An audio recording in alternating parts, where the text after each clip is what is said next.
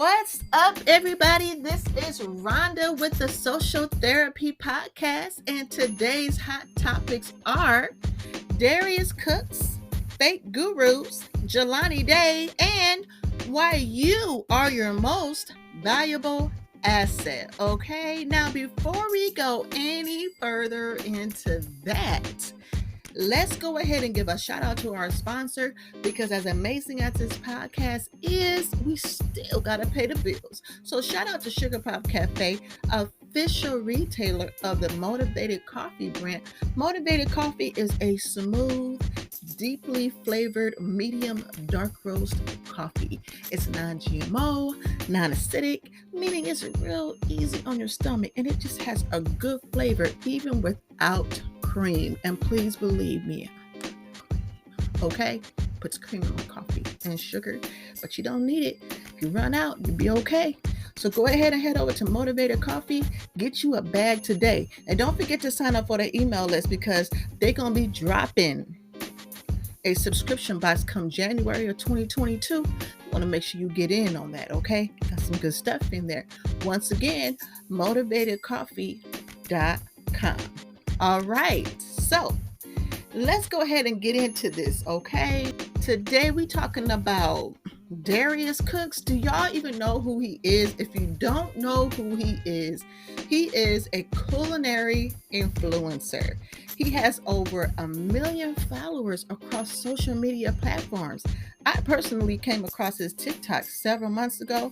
He was making some food that looked real good. I went to the grocery store, bought up everything, and made it, and it was delicious. Okay, I'm talking about them lump crab cakes. Bomb. Okay, now lump crab is not cheap. I think I spent like $50 on making them crab cakes, yo.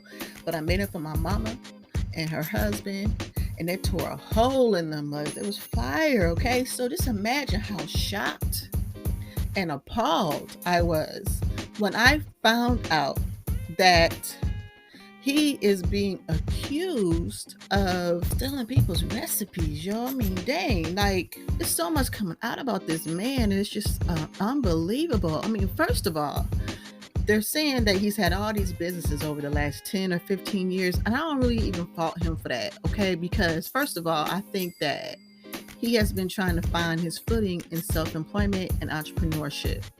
And that's not really an easy place to find your niche in if you're unsure about what your gift is. But once you figure out what you're good at and what people want more of, then you can ride it out. You can ride with it. And I think that once he figured out that the cooking was his thing, he was able to ride that out. But he still, from what I'm seeing online, was still doing, a few other things on the side, okay? So, I mean, that's cool. It takes a while sometimes. I personally have several things going on myself. I mean, I have a coffee company, Sugar Pop Cafe, shameless plug, okay? Sugar Pop Cafe, motivatedcoffee.com. I'm a licensed hair braider. I have this blog/podcast. I recently went back to school for information technology. So I will be building my own websites, and I will not be having to hire someone else in the future, okay? So if you work for me right now, don't feel bad about it. It's going to take me a while to finish, but that's the goal, okay? And then I got my day job. I mean, it's a lot. I got a lot going on, okay? So, they tell you that you're supposed to focus on one thing at a time. But who really does that? I mean, there's so many different opportunities out here, and you want to try to find your place, because there's nothing worse than going to work and feeling like you don't want to be there. I mean, how many people, leave it in the comments, yo, how many of you have been in that situation where you have had to, pull it up to work, you sitting in the car, listening to music, you got 3 minutes to make it, you have timed it, it takes you 3 minutes to walk from the car to the clock where you got to clock in at, okay? So you made it to work with 5 minutes to clock in, and you sitting in there saying affirmations to yourself, praying to God that he controls your tongue today, and that he allows you to make it through the day without having to spaz out on nobody and losing your job or ending up in HR because you really don't want to be here, but you need that check. And then somewhere along the way, you may realize that, working for somebody else, this ain't for me. Okay. But once you realize that, you don't just quit your job. Now you got to figure out, well, what is for me? What is for me? How do I figure out what it is? And how do I go about it? And for some people, they figure that out right away. For others, not so much. Okay. So there's nothing wrong with trying to find your place and living in this world. I mean, really, depending on your belief system, but this is your shot. Even if you're reincarnated, when you come back, you don't remember this life.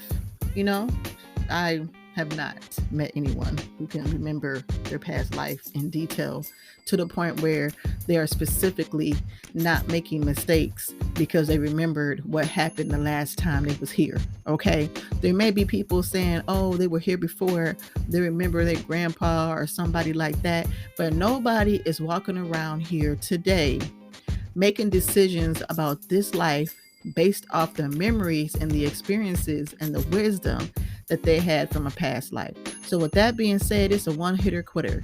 Either you in here and you going for the goal, or you not. And once you realize that you ready to go for the goal and win, then you found the magic sauce. Okay. But when the business that you are pursuing or creating is fraudulent or abusive, or even, dare we say, illegal, well, that is a red flag. Okay. And Darius Cooks has been accused of doing all those things. Now, we ain't going to talk about all that stuff today because it's a lot and I got other things to talk about and other things to do. But we are going to talk about the one accusation that he is dealing with right now. There is a woman who is a chef, and he's being accused of stealing her recipes and claiming them as his own, basically plagiarizing her work. Now, look, I understand how she feels. I love to cook. I love to make. I'm a mixologist, okay? Like, literally, I used to bartend. I went to school for it, got the certification, went back, took a mixology class, learned how to put them flavors and put all that stuff together.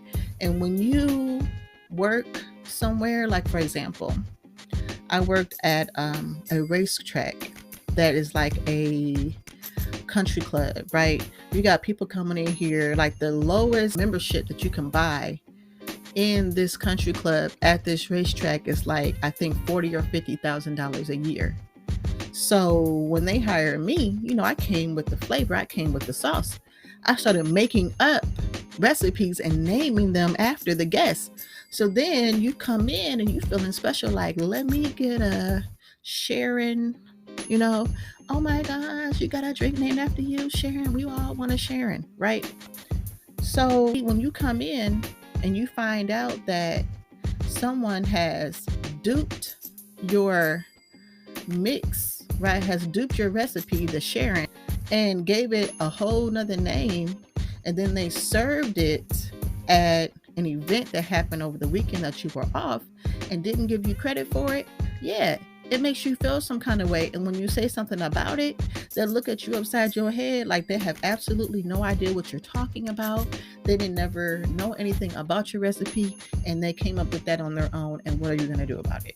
Okay. And so I definitely understand how this chef feels, but let's dig into this a little bit, right?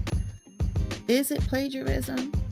Did he steal her recipe? Is it, Now, I could be wrong about what I'm about to say because let's just be honest. I'm not an expert in this, but I do know a little bit about a lot. And that's why I'm on this podcast. Okay. But correct me if I'm wrong. I'm sure that recipes, for the most part, fall under the trade secret category of law. So there are 4 categories. There's copyright law, there's patent law, there's trademark law, and trade secrets. Now, typically, a body of written work would be covered under the copyright law, okay? But when it comes to a recipe, because recipes cannot be covered under copyright, they are typically covered under the trade secret, okay? And what does that mean? Trade secret basically says that as long as you can keep it a secret and you can make money from it and you take reasonable measures to keep that secret a secret, it's covered under trade secrets, right? So I'm saying that to say this: recipes themselves cannot be copywritten, but the directions or the literary expression to which how the recipe is explained, how it is detailed, the directions that go along with how to put the ingredients together to get the finished product, that can be copywritten. So even though the recipe itself can't be copywritten, the directions, the instructions, and all that stuff can. And when a person decides they want to use your recipe, they cannot use your original photos or your drawings that are associated with that particular recipe. Okay, so how can I put this? So trade secret law is the reason why, for example, Coca-Cola and Kentucky Fried Chicken both have their recipes under lock and key, like literally locked in a vault that's like 5 feet deep. Okay. And it's like, if you work for either one of them companies, you have to sign an NDA agreement so that you do not disclose their trade secrets, and it's punishable if you do. Okay. If her recipe was out there and he made the same recipe, that's not illegal. Now, if he is stealing her directions, then that could be an issue if she has copywritten her work. Okay. Now, don't get me wrong, this does not excuse him for just outright using someone else's work and then claiming it as his own. I mean, it's really big right now, especially with content creators across all platforms, that you give credit where it's due. Okay. And if you don't give somebody credit for their work, then you're kind of seen as being a jerk, a thief. Okay. Like, I got a feeling that by the time all this stuff is over, especially like with TikTok and the dances and all that stuff, there's going to be some new laws that are put out there. Okay. I mean, at the end of the day, though, especially when it comes to like recipes and food and stuff, and that you didn't sit there and taste test and put all that stuff together and have to make it over 3 or 4 times to get it just right. You just seen somebody else do something and then you just decided to do exactly their thing and not even put a twist on it, which is what she's saying. There's an unwritten code that should be honored. Okay. And at the end of the day, it just comes down to who you are as a person. Okay. But I mean, let's just be honest. In this day and age, child, don't nobody care about that. And they are out for themselves. It is just what it is. And we just got to take the proper steps to protect ourselves. So I'm just going to tell y'all right now, if you have recipes out there, if you are a cook, or if you mixing stuff together, whether it be alcoholic drinks, coffee drinks, baked goods, soul food, whatever it is, if you don't want nobody taking your recipes, passing them off as they own, then I would suggest you, first of all, even if you do make it online, I would suggest that you, first of all, do not give out your recipe. Okay.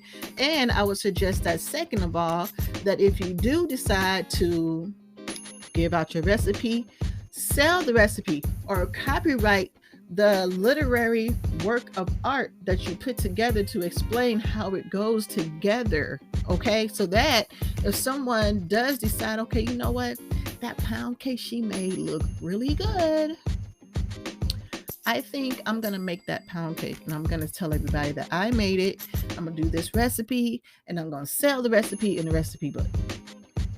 If they put that recipe in the recipe book and the steps of how to make the recipe are your exact steps that you have copywritten, you got a case.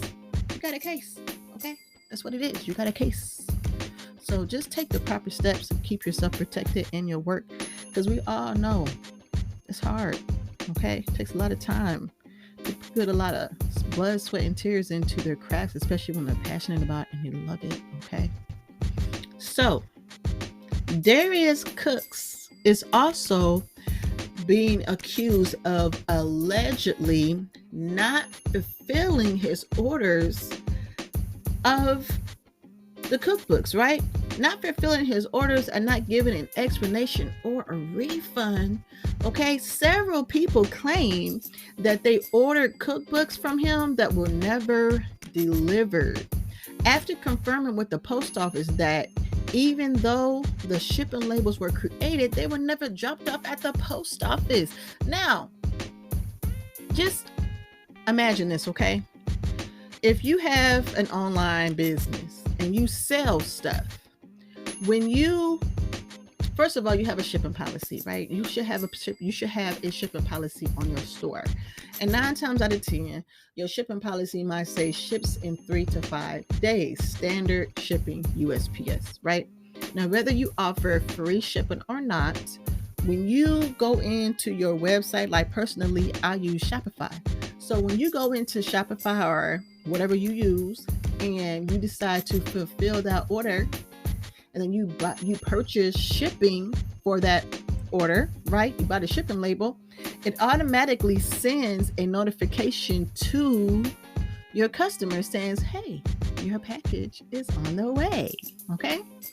So then you you print it out, you put it on the package, you drop it off at the post office. And then when the post office scans it, they get another notification, especially if they are signed up for SHOP or if they are signed up for USPS alerts. And depending on how you got your website set up, they might just be getting it from your website too. That's how mine is set up. But anyways, at the end of the day, when that first email hits your customer's email, it's a little bit of excitement, like, something that they spent their money on is about to come to their house and they about to get it. And they bought it, they deserve it. So when it never shows up and they got to start calling you and asking you and texting you and DMing you and they not getting no response, people starts to get nervous, okay? And then if you got to go so far as call the post office and the post office says, no, it was never dropped off, well then, that's an issue, okay?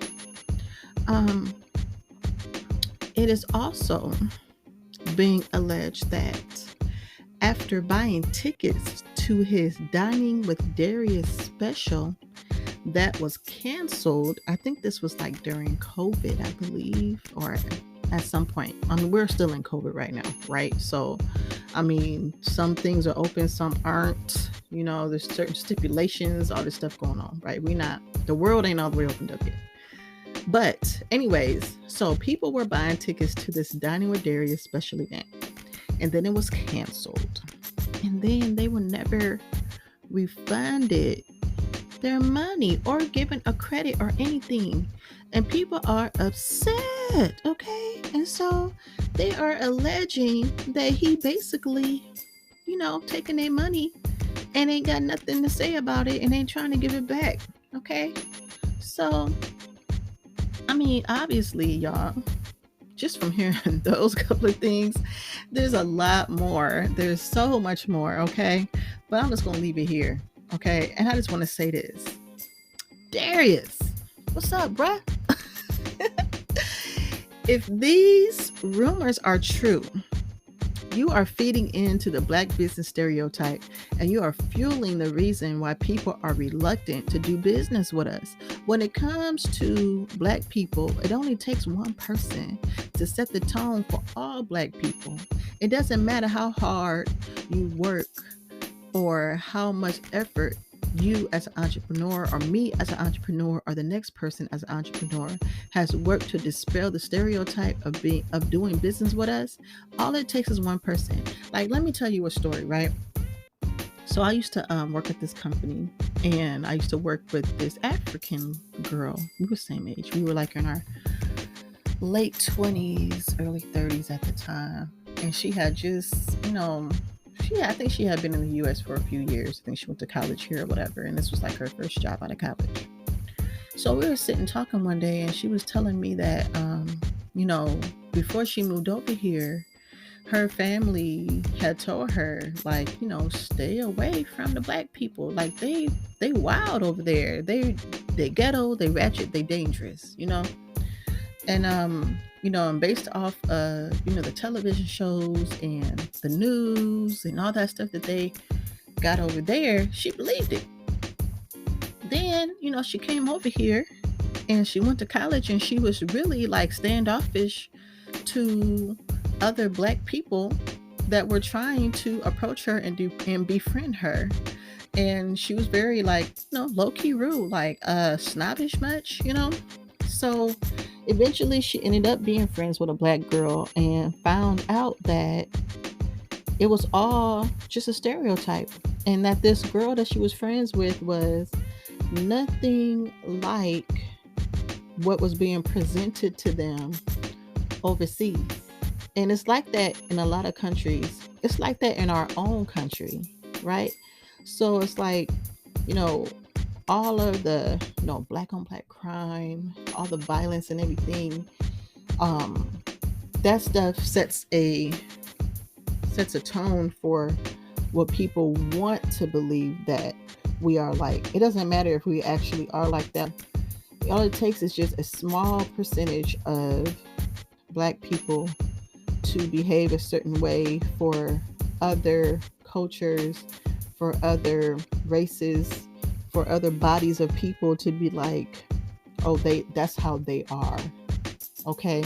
So when you have someone who's in business as an African American business owner, and you are taking people's money and you are not fulfilling the contractual agreement to fulfill the order and not answer the phone or reply to their messages or give them their money back, you are feeding the stereotype that is already out there about us, that we are lazy, that we thieve, that we can't be trusted.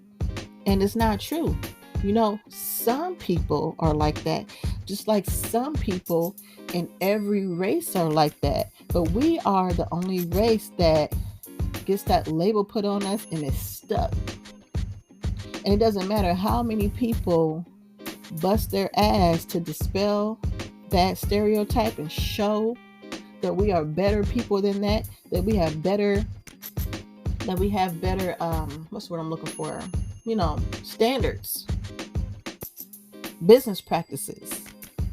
All it takes is one person to go viral to make everybody look at us funny and don't want to do business with us no more, or see us with something and somebody else can come through with something that's cheaper, that's weaker, not as good, but because they not us, they'll buy it because they don't want to get swindled out of their money. So you got to realize that when you're black and you decide that you want to do something, you are doing it for all of us. It's not just you. It don't just affect you. It don't just affect your family. It affects the whole culture. It affects everybody. And once that's out there, it's hard to get it back, right? So just keep that in mind. Okay, let's see what else we got here. We talking about fake gurus. Child. Okay, so this brings me to so this right here brings me to fake gurus, okay? And let me tell you why, okay?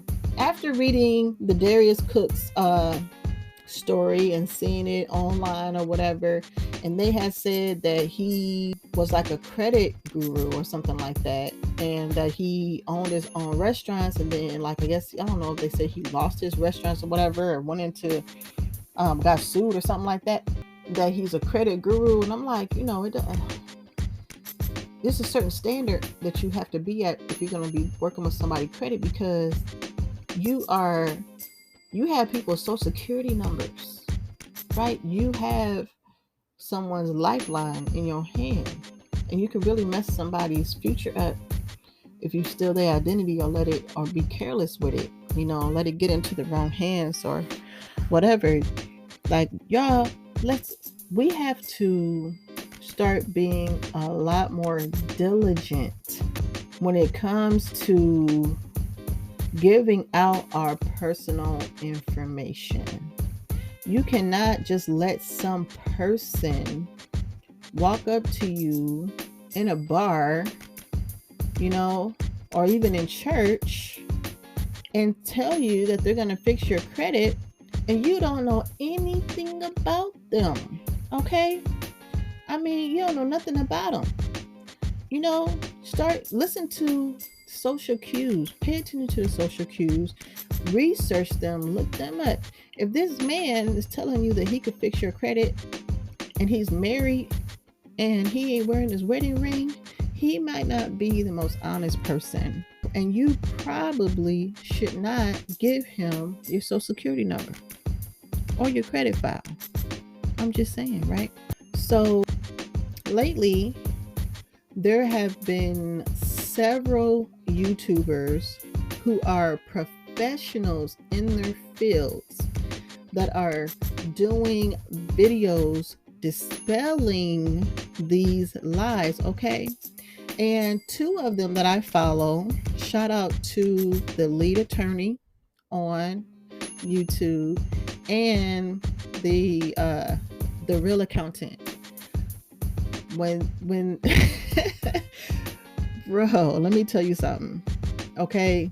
When I say they dig in deep and be shedding light on people that I have followed or have considered spending money with, and I felt relief that I did not get caught up in the feeling, caught up in the vibe, caught up in the excitement, and drop my hard-earned money.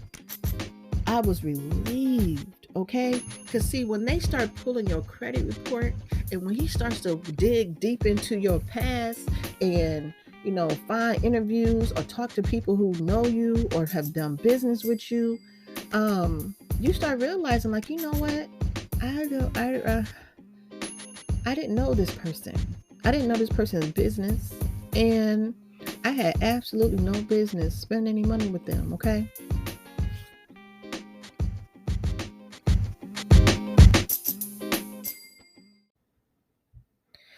And that's why I say, like,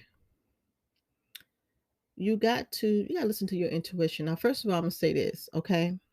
There's been a few times that I almost got caught up. Like, I'm watching a video after video after video, testimonial after testimonial, interview after interview.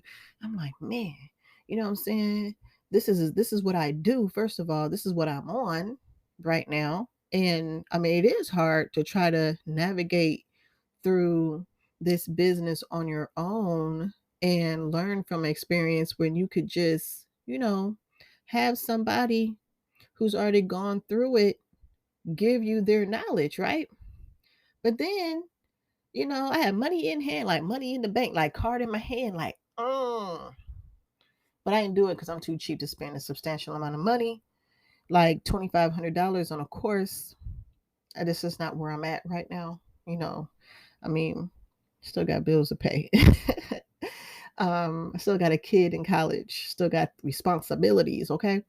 And not only that, but as a woman, I've had game run on me as a young adult, that so much that I have learned to listen to my intuition, okay? Like, when you are a young woman, especially if you are an attractive young woman, you will find men of all ages.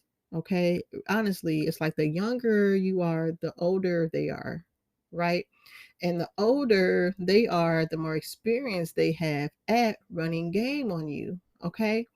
And even then, even when you're young, you have the young men running game on you, but they still learning the game because the OGs are teaching them the game and they trying it out on you. Okay.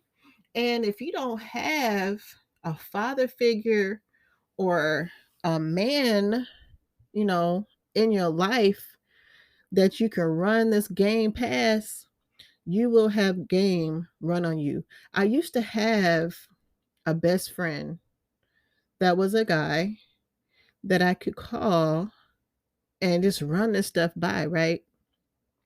And, in the moment, you just like, man, he liked me, what I'm saying? I like him and this is what's going on and I'm feeling him, he feeling me. And he said this. And then he did this. And then this happened or this tried to happen, but I was feeling some kind of way, so I ain't go all the way through with it. And then your boy, he like, what? No, no, and no. Like, do not, no, just don't. Okay. Like, trust me. Don't do it. Don't talk to him again, you know. And I've had so many conversations like that coming up, you know. I have cousins, I have brothers, and I really learned to listen to my intuition. I mean, I bumped my head a few times along the way, but every time I bumped my head, it was because I didn't listen to my intuition. I didn't listen to that gut feeling that told me like something ain't right. Don't do it. Don't go over there with them, whatever. And so as I've gotten older, the more I listen to my intuition, the more I listen to my gut, the less dramatic my life is. And I appreciate that. Okay. So when you've already had, people constantly trying to run game on you because they want your goodies, you kind of become a subject matter expert in recognizing game. Okay.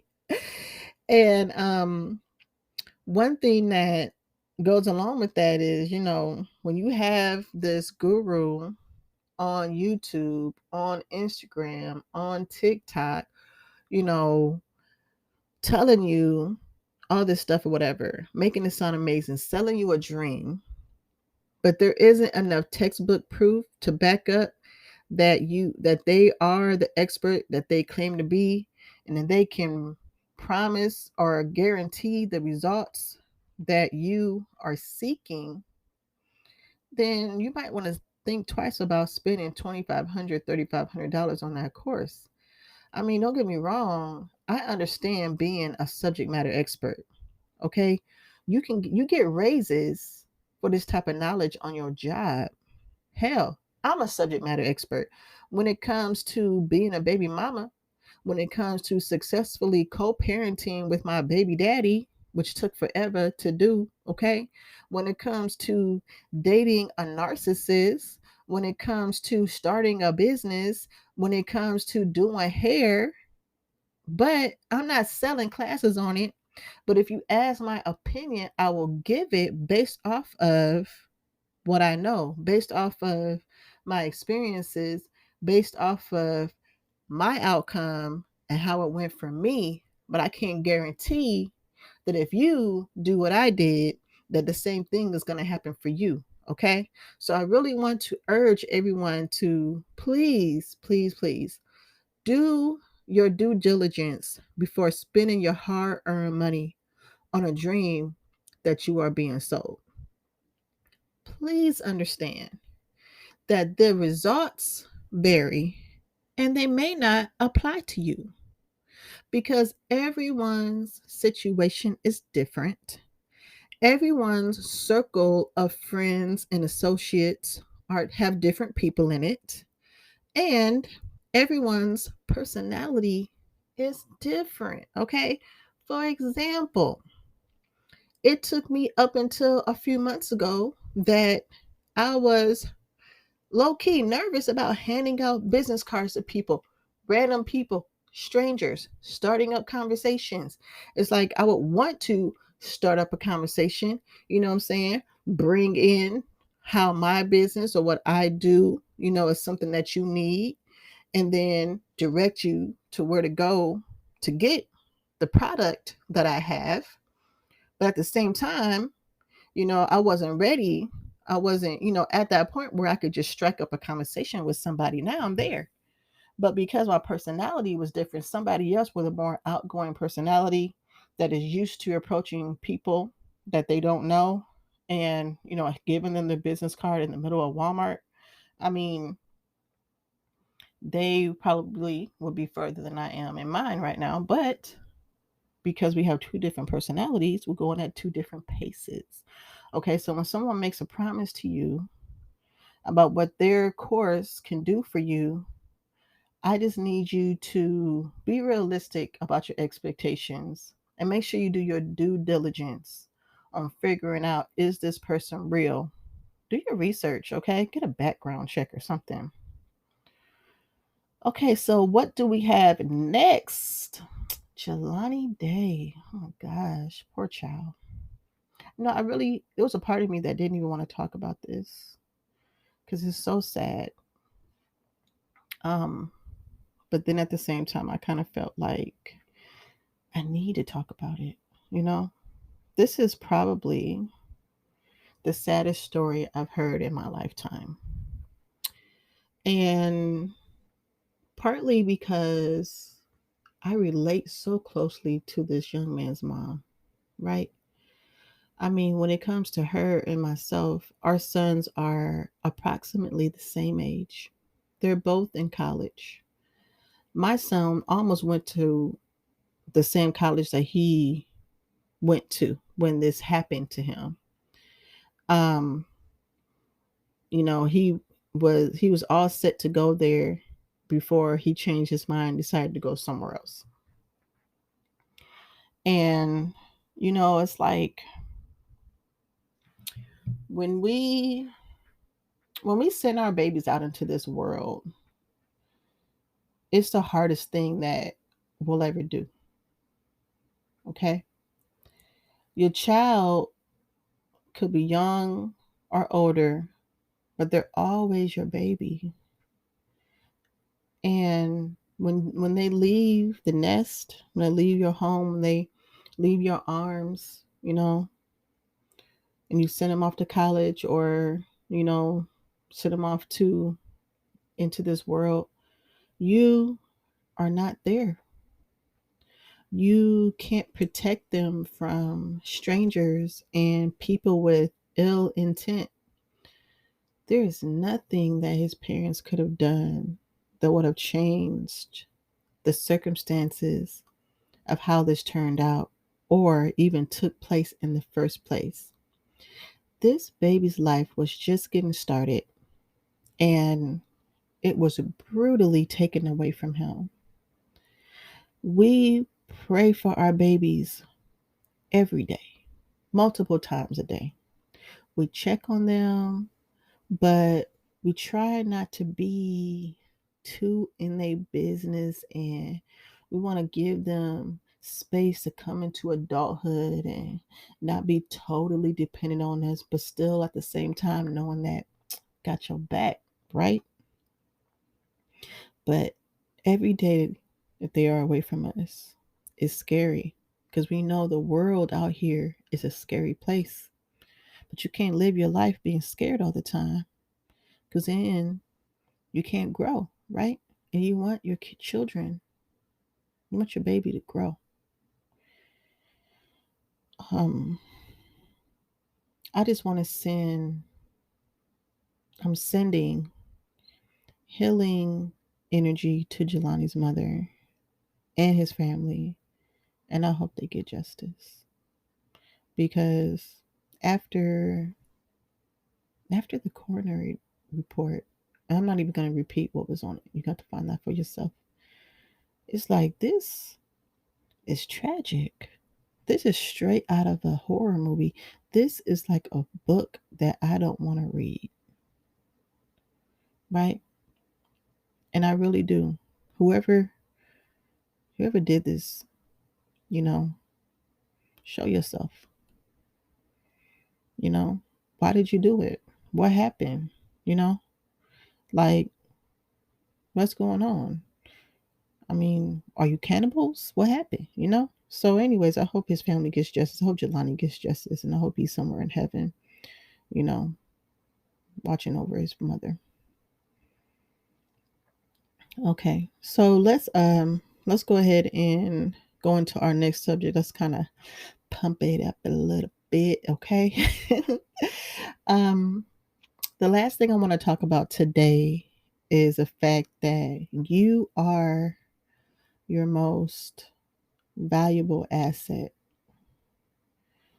Um, every day we hear different people telling us from a very young age what we should do, right? We are told that we need to invest our money, invest our time, invest our resources, that we need to do this or do that to become this, to become that. And they all mean well. But who, because I mean, come on, who's really going to tell you to destroy yourself besides a narcissist? And they're not even going to tell you to destroy yourself. They're just going to break you down until you have destroyed yourself and then act as if they had nothing to do with it. um, but along with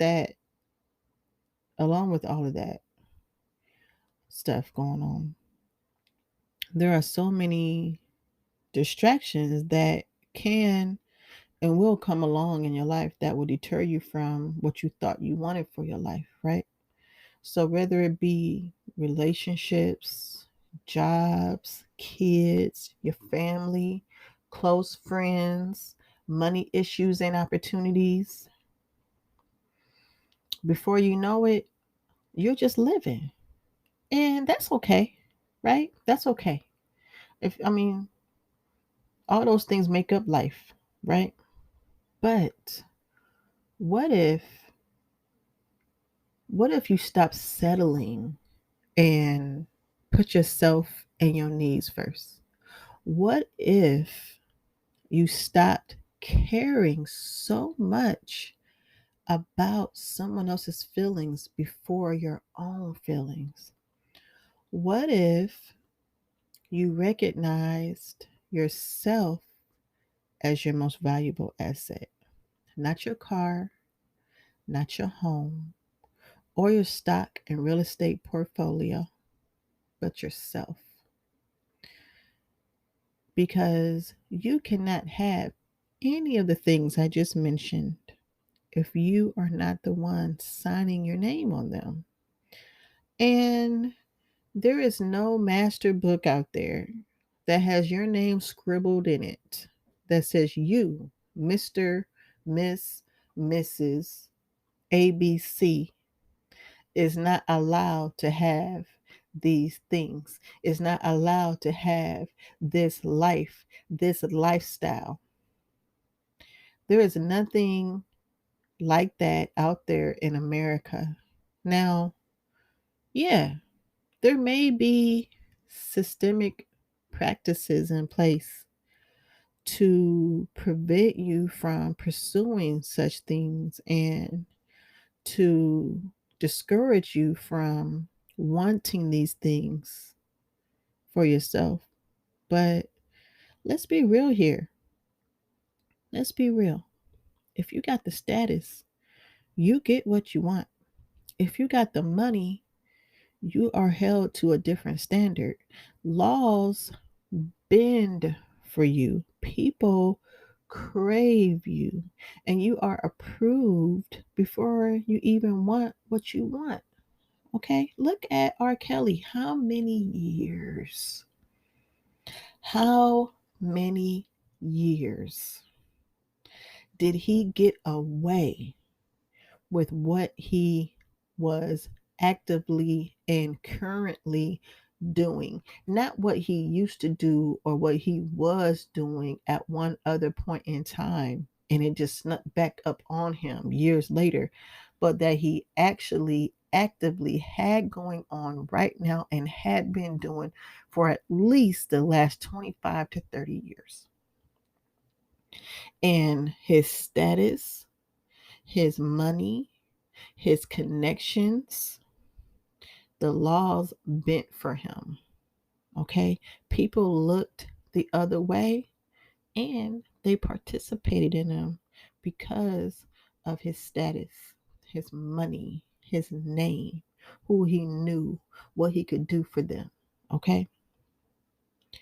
And if you want to be, if you feel like you're not respected, if you feel like you're overlooked, if you feel like you bust your ass every day and nobody appreciates what you do or what you're about or what you bring to the table or how much of an asset you are to them, to your family, to your job, to the lives of the people around you that you affect and you touch every day, it might be time for you to look inside yourself and realize that you are your most valuable asset, that you need to start focusing in on yourself, that you need to start upgrading who you are, how you express yourself, how you go after what you want. Because people respect go getters, people respect people who earn respect.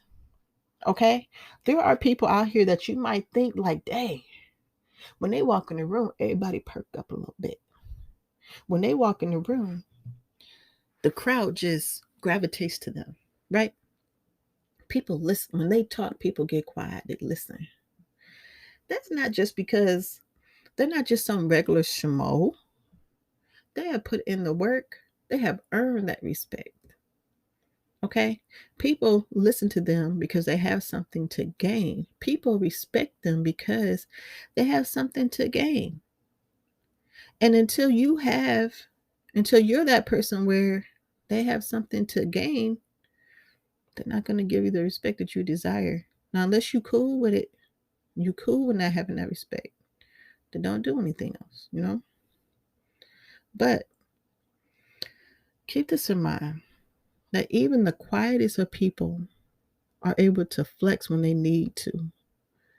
And if they have taken the time to create the environment that they need in order to achieve what they want in their life, they will use that flex when they need to. Because there's a lot of people walking around here who are millionaires, billionaires, have a lot of influence, not on social media, that you would not be able to just look at them and just recognize it and just know. But if you could get them in your circle, you will know, right? So if you haven't already, it's time to believe in yourself. It's time for you to recognize your strengths, your talents, and to know that if you do the work, you can have it. It's one thing to manifest, to have faith, and to believe in yourself. But faith without works is dead. Manifestation without works is dead. Okay? And if you expect to have all these things without putting in the work, it's dead. Okay? Your dreams are dead if you're not going to work for them. Nobody's going to walk up and just give it to you. They don't know you. People don't know you exist. They don't know how useful you are. They don't know what talents you have. They don't know how valuable you are, but you know how valuable you are. You're the first to know. And it's your responsibility to make sure everyone else knows in order for you to achieve what you want out of life. All right, you guys, that's today's episode. I hope you guys enjoyed it. Please forward this episode to someone that you believe could use it or will find it useful. Make sure you follow the Social Therapy Podcast on Instagram, on TikTok, on Facebook. And if you go to our Anchor website, you can support this podcast so we can get some new equipment and post more frequently. Just head over to the Social Therapy Podcast on Anchor. The link will be in the description of this episode. Okay. Thank you again for showing up for us today. I'm gonna try to be more consistent. Trying to do at least once a week. But as you heard earlier, I got a lot going on. But maybe if I pre-record, I can do it. So once again, thank you for showing up. Make sure you visit motivatedcoffee.com and get you some of that coffee. Because I'm going to tell you right now, I am up recording this at 1 in the morning and I ain't even tired. Okay? I'm not. But I'm not jittery either. I feel good. Like if I wanted to go to sleep, I could take a shower, lay down. I'll be out. It doesn't make you